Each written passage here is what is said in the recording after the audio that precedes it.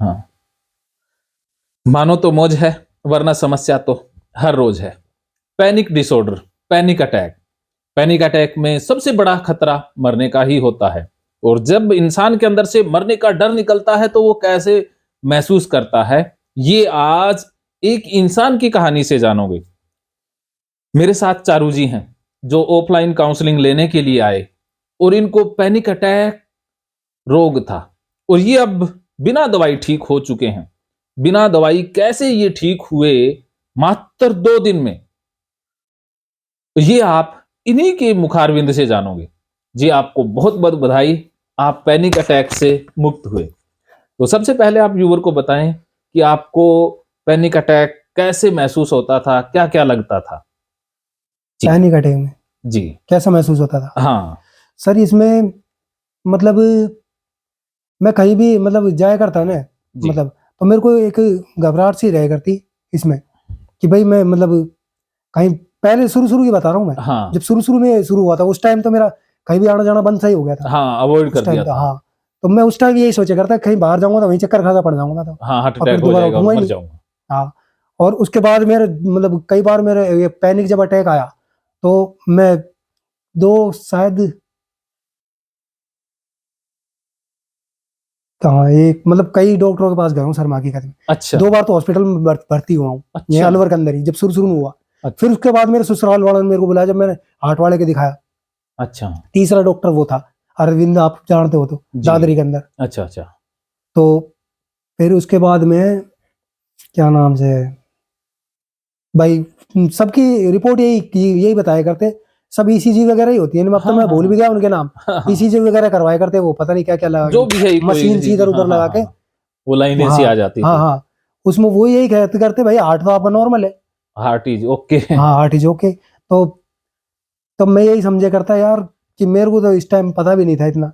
तो फिर मैंने उसके बाद फिर मैं गया दोबारा एक एक हॉस्पिटल और प्राइवेट, हमारे घर के बिल्कुल पास में, तो क्या मतलब 3-4 किलोमीटर होगा जी उसके पास, उसमें गया।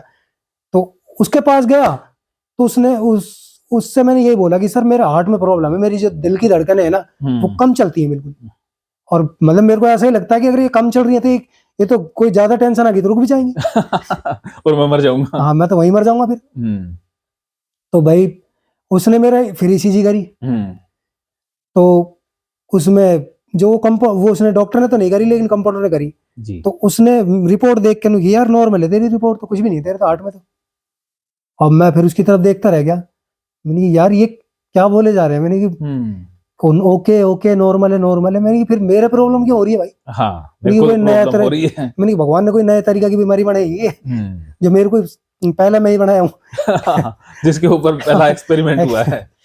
तो भाई मैंने कि चल भाई, मैंने कि अब फिर डॉक्टर के पास गया मैं उस रिपोर्ट को लेकर। डॉक्टर ने कहा भाई ये तो ठीक है तेरी यार, तेरे को क्या होता है? मैंने बता दी भाई मेरे तो ऐसा होता है। मैंने कहा, अरे कुछ भी नहीं है यार, तेरा तो दमे की बीमारी है। अच्छा ये दमे की बीमारी है?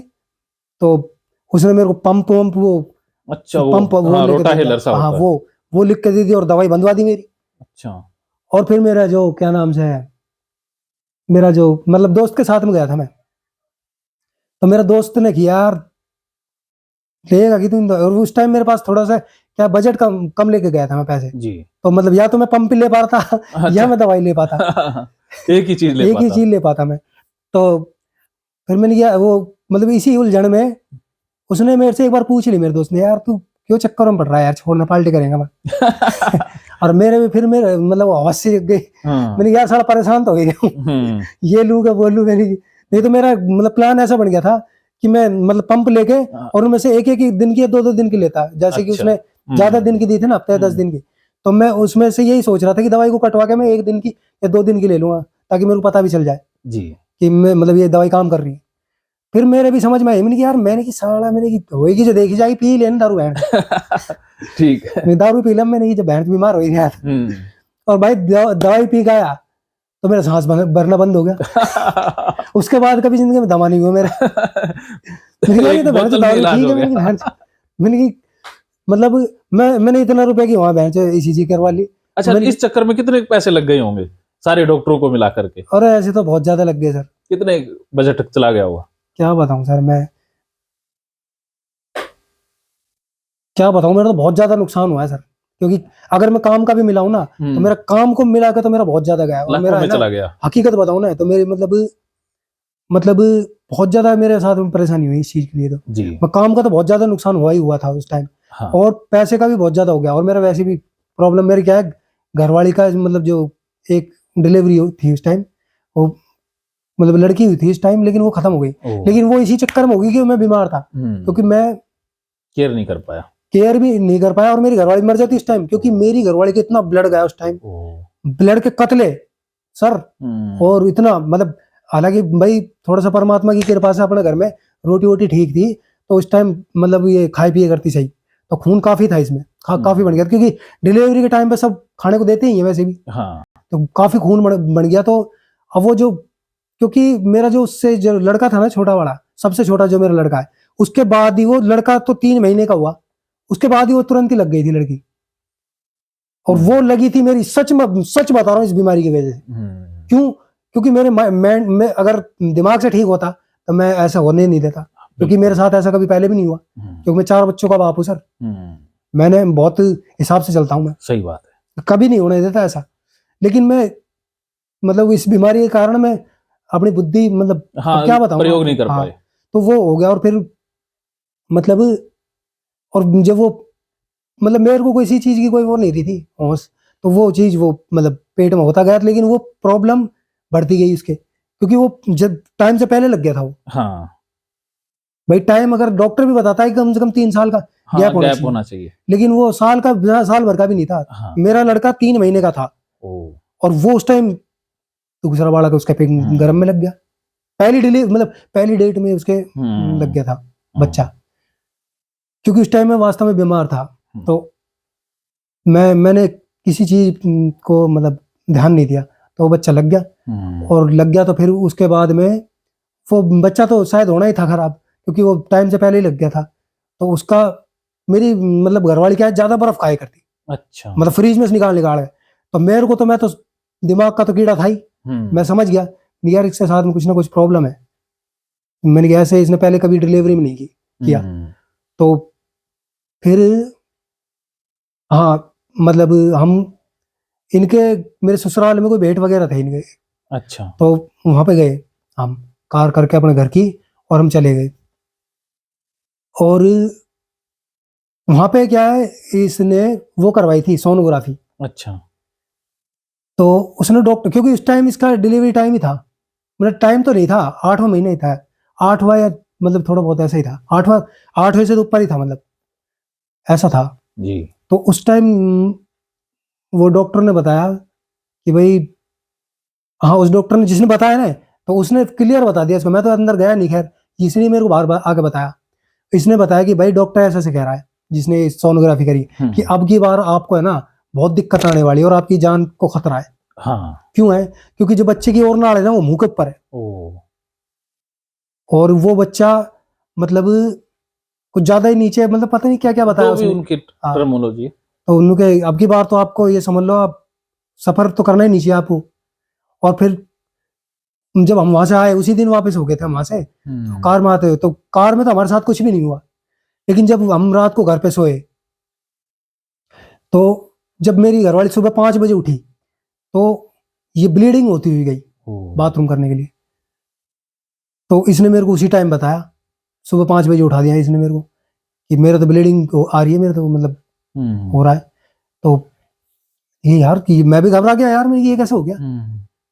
तो भाई कुछ भी समझ में नहीं आया, मैंने रुक जा ऐसे करके सुबह 6 बज गए, फिर थोड़ी और टाइम हो गया, ब्लीडिंग होती रही।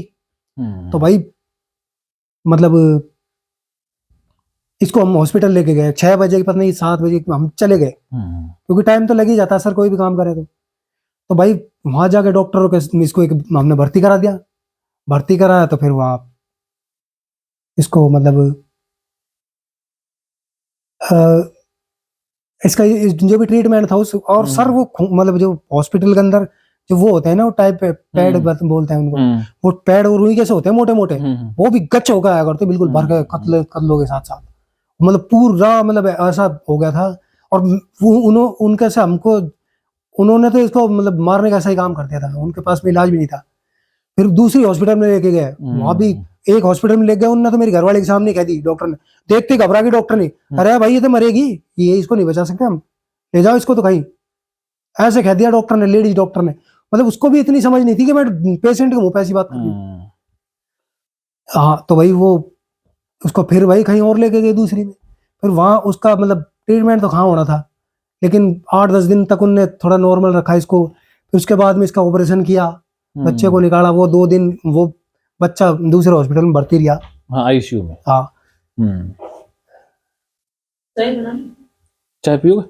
पी लेंगे सर। हाँ, बना दो। हाँ, तो मैं ज्यादा लंबी तो नहीं है ना ना कोई बात नहीं, ये तो कोई दिक्कत ही नहीं है। तो उसमें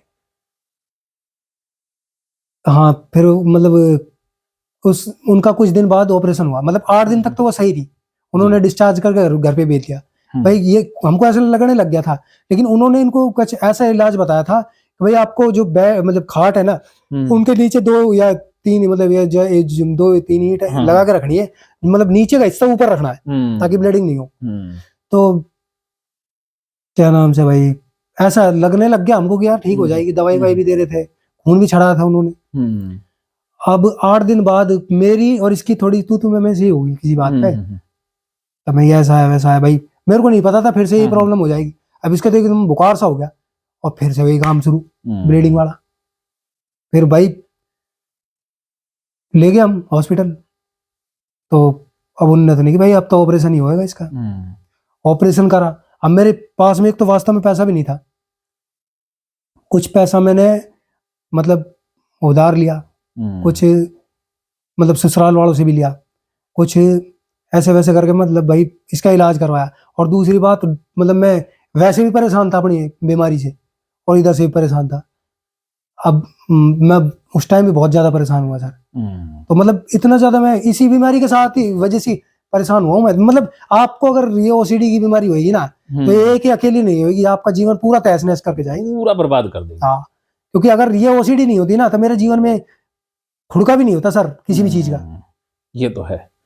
तो मैं तो लेकिन पता नहीं, मैं खुद समझ नहीं पा रहा हूँ, इसने तो मार मार के मेरे को इसलिए जिंदा रखा कि इसका मैं सब कुछ छीन लूंगी। लेकिन जो ये पैनिक अटैक वाली समस्या थी, हाँ, इतने लाखों रुपए भी आपके बर्बाद हो गए। हाँ, अब ये देख लो, हाँ आपने, मैं थोड़ा सा क्या अभी निकला ही हूँ ना इस चीज से अभी, तो मतलब इतना मेरा पैसा भी बर्बाद हुआ, लोगों की नजरों में भी गिर गया। लोग मेरे को क्या समझने लग गए, यार बहन तो पागल है, जब इसके 4 बच्चे हैं उनको तो पाल ले पहले, बहन से 5वां बच्चा भी कर दिया, क्या है बहन जो आदमी है क्या है। मतलब मेरे को पता था लोग बात बना रहे थे मेरे, चाहे पीछे से बना रहे थे, लेकिन मेरे को अंतर आत्मा से पता था कि सारी जगह यही बात बन रही है। मेरा ससुराल तक में भी यही बात बन रही थी, होंगी आस पड़ोस की तो बनाएगी भाई, अगले की बेटी है उसका जीवन मैंने नरक कर दिया, हॉस्पिटल में वो जिंदगी मौत की सांसें गिन रही है, सही है। तो वो हुआ तो मेरी वजह से ही था। अगर मैं समझदारी से काम लेता, जैसे कि मैं शुरू से लेता आ रहा था और मतलब अब लूंगा। बिल्कुल। तो अब आपका पैनिक अटैक का रोग कितना ठीक हो गया लगभग? सर आगे का तो मेरा पैनिक रोग तो मेरा बिल्कुल ठीक हो गया।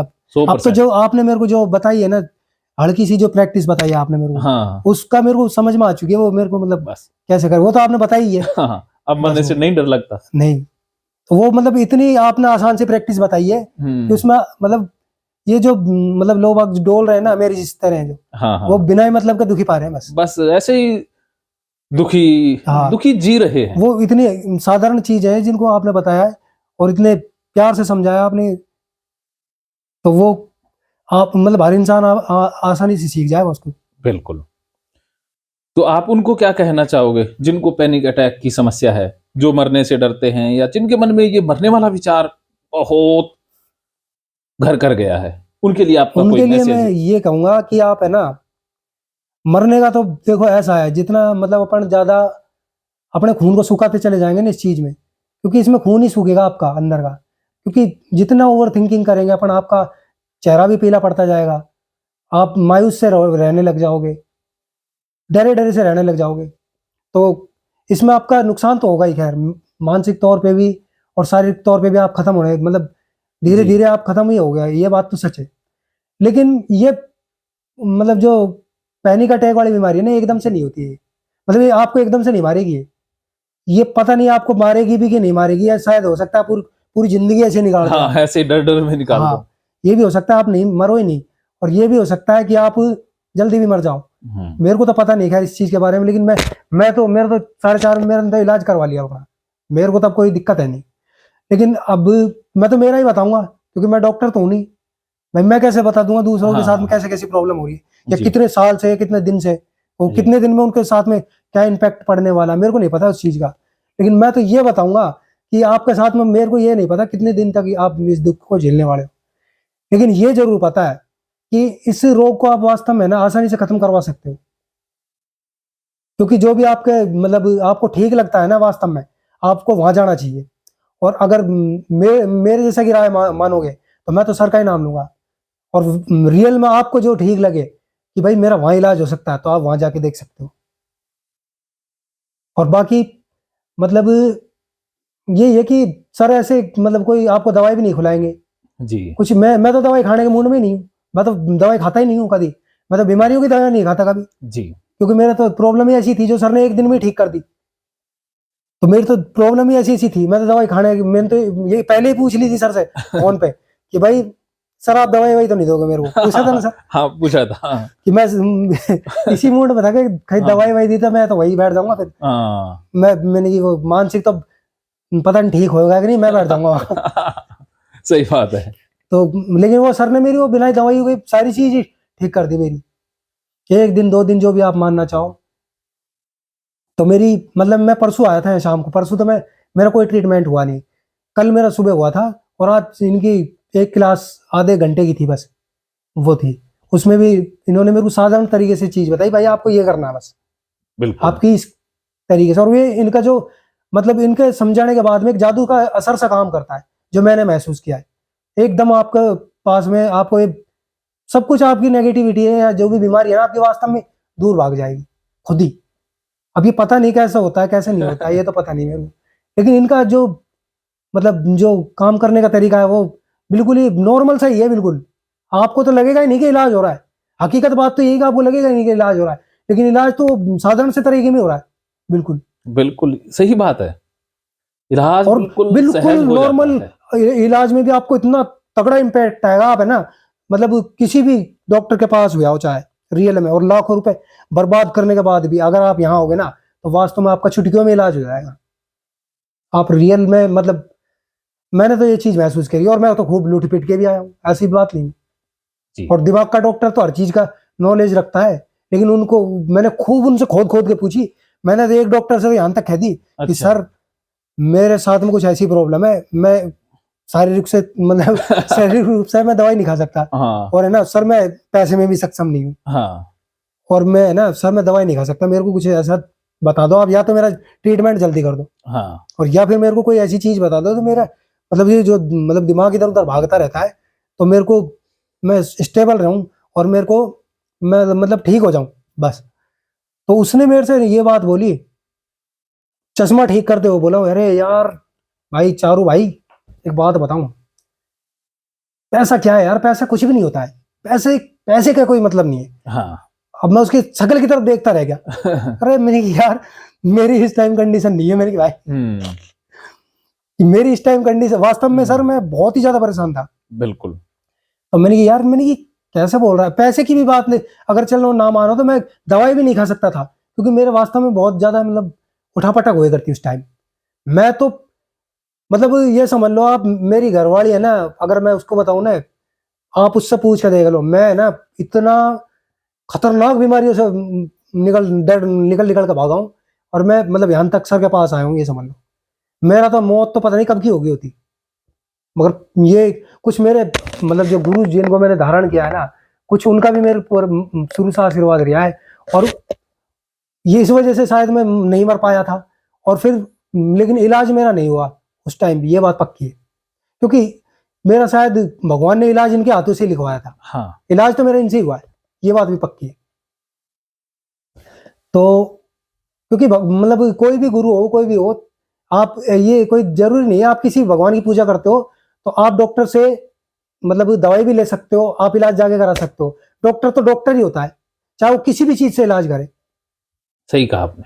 चाहे वो अपने मतलब बोलने से इलाज कर दे और चाहे कुछ करवा दे हाँ और चाहे कोई दवाई दे दे। डॉक्टर तो डॉक्टर ही होता है। तो मतलब कोई भी धार्मिक संस्था या फिर कोई भी गुरु आपको कोई भी दवाई लेने से कभी मना नहीं करेगा। और हमारे अभी गुरु ऐसे ही हैं कि वो मना नहीं करते कभी भी किसी चीज के लिए। कोई दिक्कत है, आप जैसे जीना चाहो जी सकते हो, सही कहा। लेकिन जो है वो तो है ही चीज है। बिल्कुल। तो अब आप एकदम रिकवर हो चुके हो। हाँ सर। अब आप जिंदगी में आगे बढ़ते रहो, हमेशा खुश रहो। जी सर। चलिए, आपका बहुत बहुत शुक्रिया। आप ऑफलाइन भी आए और यहाँ से ठीक होकर के जा रहे हैं। अंत में मैं सभी को यही कहूँगा कि पैनिक अटैक से घबराने की ज़रूरत नहीं है। मृत्यु के डर में डर के जीने की ज़रूरत नहीं है। इस डर को सामना करना है, स्वीकार करना है, जैसा चारू जी ने किया। इनके पूरे वीडियो हैं, रिकॉर्डेड वीडियोस इनके मिल जाएंगे। आप उन वीडियो को देखो, आपका भी डर दूर हो जाएगा। या आप ऑफलाइन मुझसे मिल सकते हैं। और अंत में एक महामंत्र जो आपको भी बता रहा हूं और सबको बता रहा हूं, वो ये कि मानो तो मौज है वरना समस्या तो हर रोज है। महकेंगे फिर से खुशियों के रंग भगवत गीता थेरेपी कोर्स के संग। इतिहास का पहला ऐप जो गीता के माध्यम से ओसीडी डिप्रेशन का इलाज आसान बनाएगा। ओसीडी डिप्रेशन का इलाज हुआ और भी आसान, और वो भी बिना दवाई, घर बैठे। किसी को बीमारी की चिंता है तो किसी को चिंता की बीमारी है। भगवत गीता ने लाखों करोड़ों का जीवन बदला है और आपका भी बदलेगा। गीता थेरेपी कोर्स में आपको मिलेगा सभी 11 प्रकार की ओसीडी का संपूर्ण इलाज, जैसे गंदगी का वहम, बार बार हाथ धोना, बार बार सफाई करना, बार बार लॉक दरवाजा चेक करना व अन्य सामान की चेकिंग बार बार करना, एक ही विचार बार बार आना, नुकसान व मरने मारने का विचार आना, HIV, rabies, cancer, heart attack का विचार आना, IBS और नींद न आने की समस्या का हल गीता कोर्स में मिलेगा। आत्महत्या वाले विचारों से मुक्ति भी गीता थेरेपी कोर्स से मिलेगी। राजेंद्र जोधपुरिया ऐप पर आपको ओसीडी से संबंधित राजेंद्र जोधपुरिया की किताब भगवत गीता के मनोवैज्ञानिक रहस्य और अन्य टिप्स पढ़ने को भी मिलेंगे। गीता है महान थेरेपी। गीता में CBT, हिप्नोथेरेपी, माइंडफुलनेस, ERP व अन्य बहुत सी साइकोथेरेपीज का समावेश मिलेगा। राजेंद्र जोधपुरिया ऐप एक, फायदे अनेक। आज ही प्ले स्टोर से डाउनलोड करें, लिंक डिस्क्रिप्शन में है। तो देर क्यों, अभी जाइए डिस्क्रिप्शन में और लिंक पर क्लिक करके प्ले स्टोर से अभी डाउनलोड कीजिए राजेंद्र जोधपुरिया ऐप और पाइए अपनी सभी समस्याओं का हल।